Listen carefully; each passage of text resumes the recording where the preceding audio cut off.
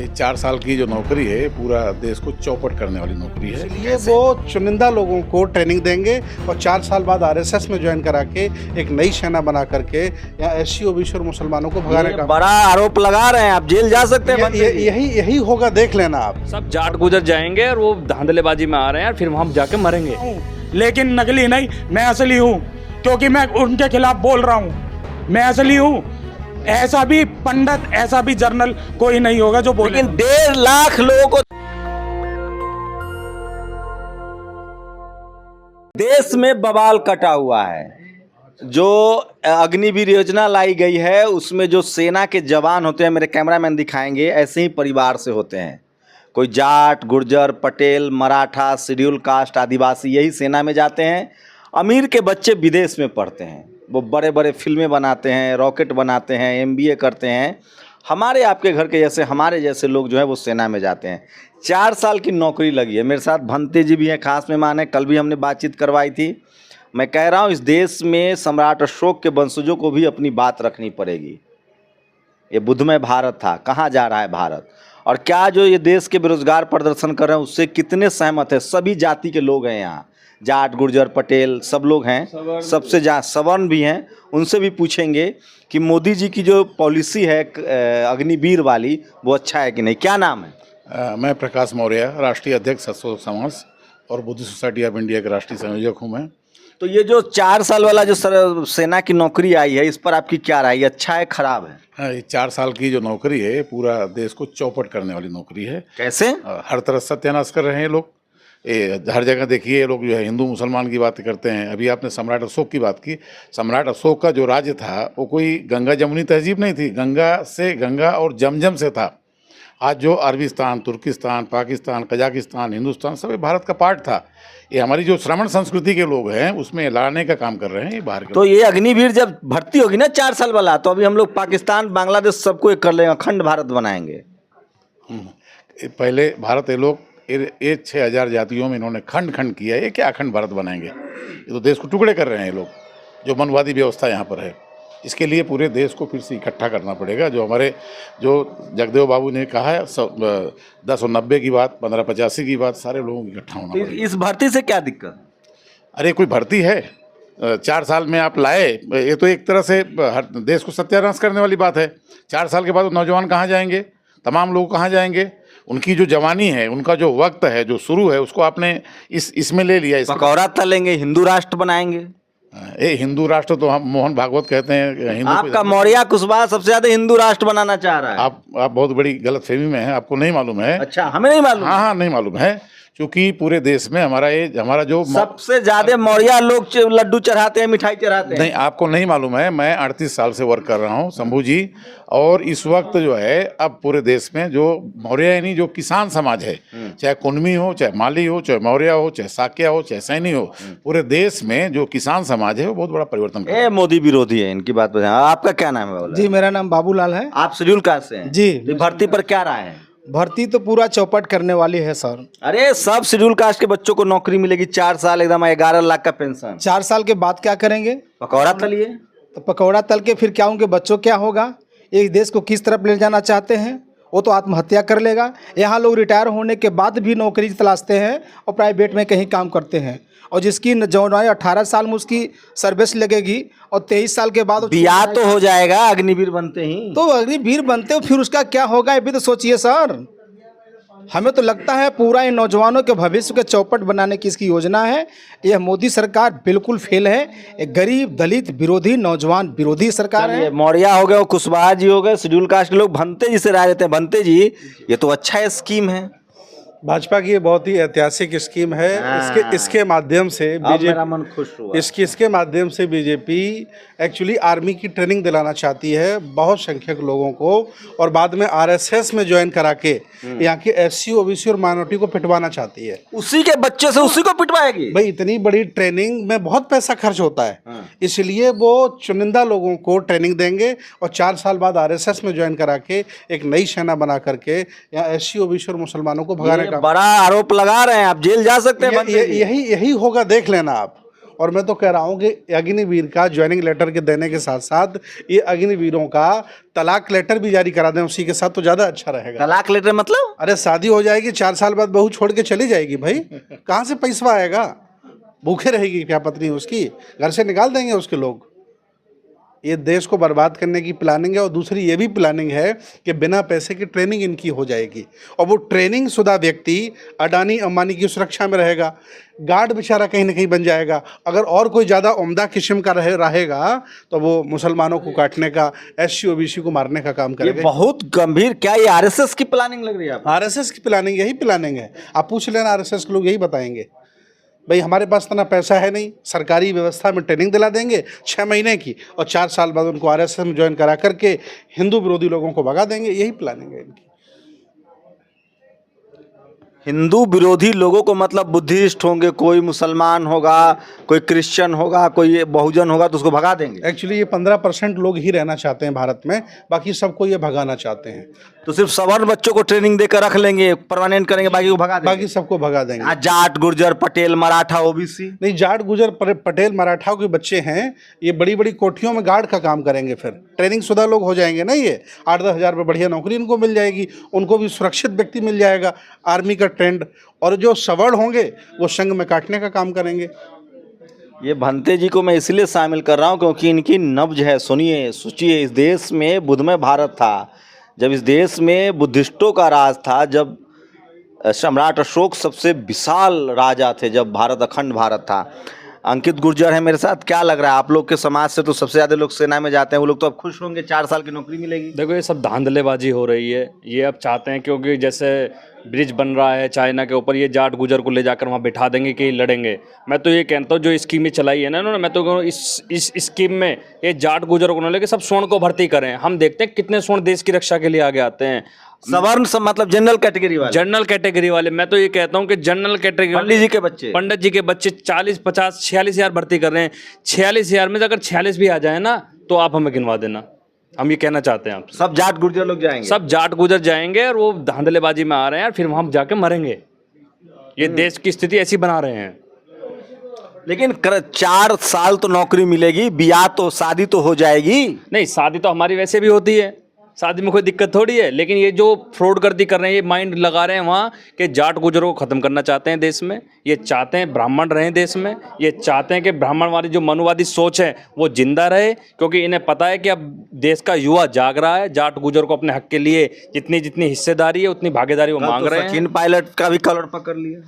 देखो, सचिन पायलट हमारे सम्मानित नेता है। बैसला साहब के बाद एक गुजर नेता वो उभर के आ रहे हैं, जो जिन्हें देख के लगता है कि उनमें बैसला साहब हैं। तो हम जो उनका कलर बिगड़, जब हमारी सरकार आएगी एक एक चीज़ का उनसे हिसाब लिया जाएगा। सोचिए 18 और 19 को दिल्ली में एक बड़ा प्रोग्राम है, डॉक्टर ओम सुधा है परिसंघ की तरफ से, आप लोग भड़का रहे हैं युवाओं को।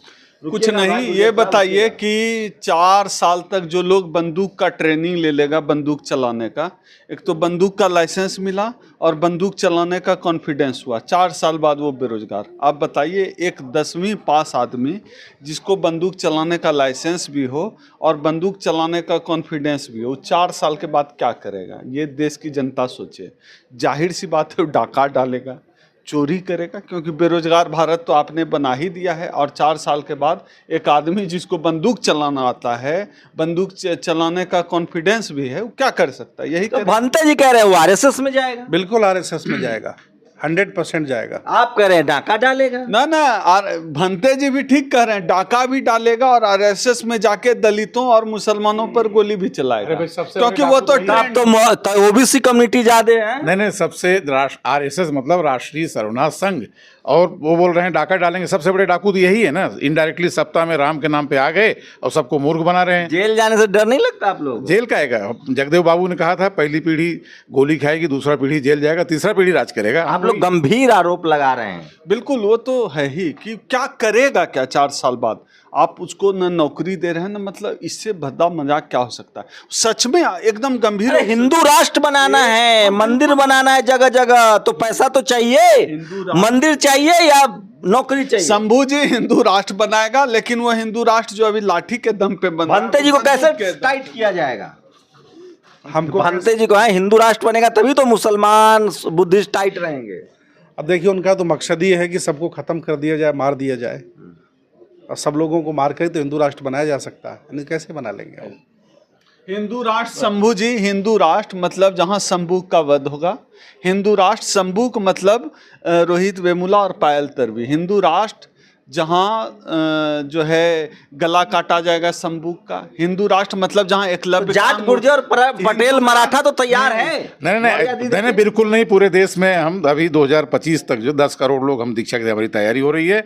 और मैं आपको बता दूं, हिंदू राष्ट्र मोहन भागवत खुद बोलते हैं हिंदू कोई धर्म ही नहीं है। अभी बताया था, आप लोग तो गुर्जर समाज से, गुर्जर समाज तो सबसे कट्टर हिंदू है, मैं भी हिंदू हूँ, तो आप लोगों को क्या दिक्कत है? हिंदू राष्ट्र तो बनना चाहिए। देखो यही तो गलत फहमी है हिंदू। आप अब मैंने आपसे पहले भी कहा था, कहीं उसमें कह चुका हूँ कि बताइए। 239 पीएमओ एक भी गुजर नहीं है। हाँ, किसी यूनिवर्सिटी का कोई चांसलर भी गुजर नहीं है।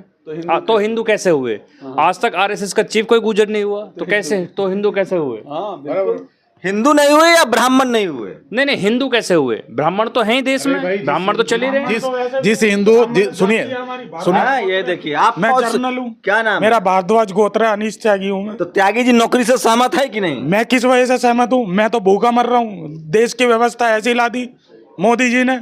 4 साल तो नौकरी मिलेगी, पास ना प्राइवेट ड्यूटी ना कुछ। सबसे पहले आते ही अर्थव्यवस्था पे डाउन, अर्थव्यवस्था डाउन, कारोबार कुछ नहीं। अरे मंदिर तो बन गया, माँ बाप कमाने लायक नहीं, खेती बाड़ी नहीं कर सकते।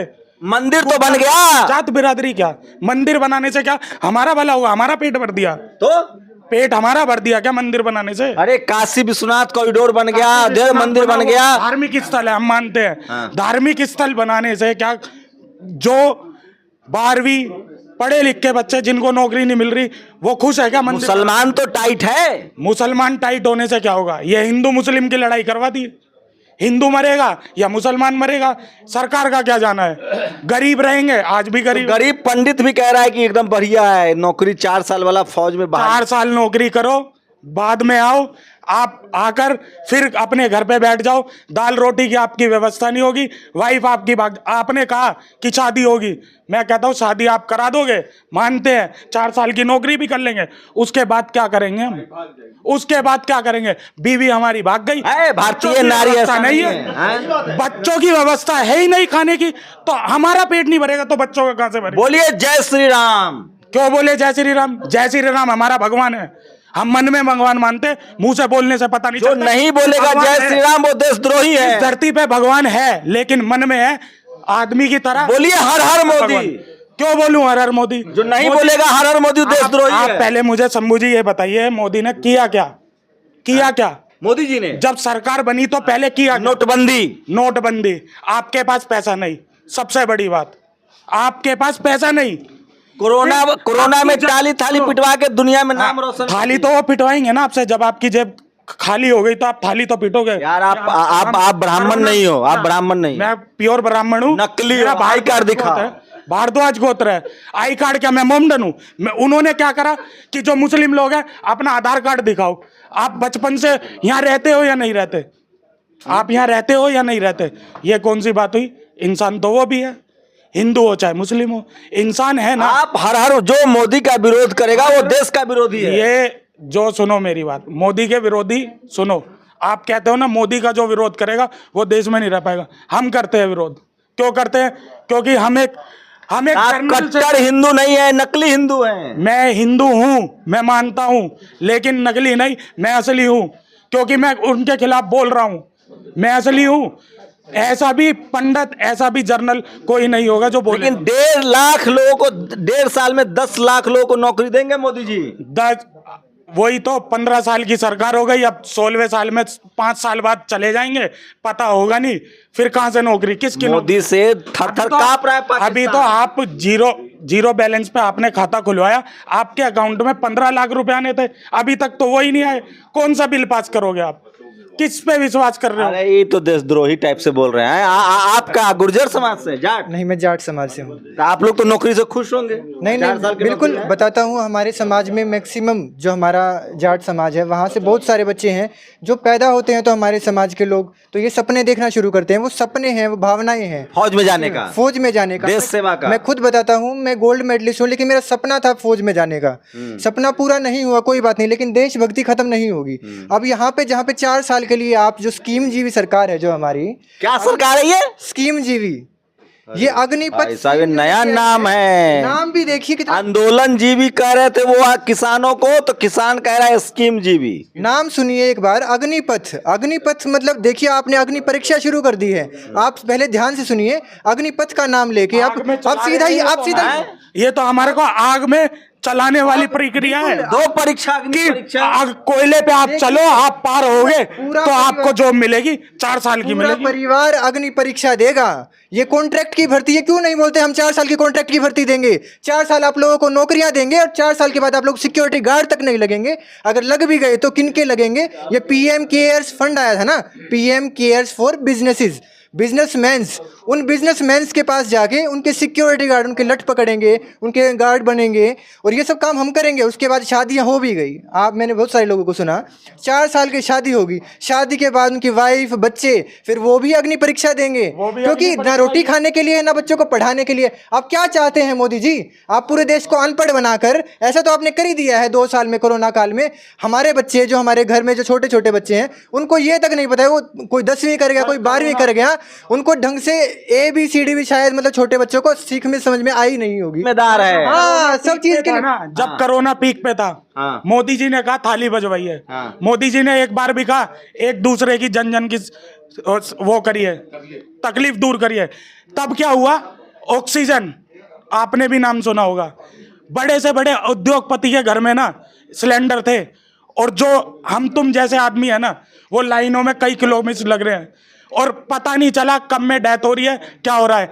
ऑक्सीजन लेने के लिए मदद करो ना, सामने वाले की मदद करो, आपके बस की मदद करनी नहीं है। सही में ब्राह्मण हो भाई? जी ब्राह्मण हूं मैं, ब्राह्मण मोदी का भारद्वाज गोत्र है, मैं त्यागी हूं, मैं स्पष्ट कहता हूं।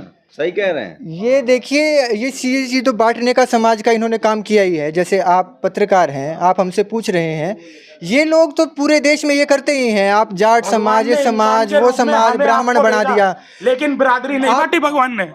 आप जय श्री राम के लिए मंदिर तो बना रहे हैं, आप सब चीज कर रहे हैं। हम मुल्ला तो टाइट है, अरे मोमडन टाइट होने से क्या होगा? बुलडोजर चल रहा है, बुलडोजर चलाने से क्या होगा? बुलडोजर चला दिया। कल ही की न्यूज है कि हमें 2 सिलेंडर लेंगे तो 1500 रुपए ज्यादा देने पड़ेंगे। अब 1500 रुपए हमारे पास खाने के लिए नहीं है यार। तुम तो पढ़े लिखे टाइप से लेके बात आएंगे। कर रहे हो यार। तो क्या सुनो, हम ही जैसे से तो नफरत है इन लोगों को।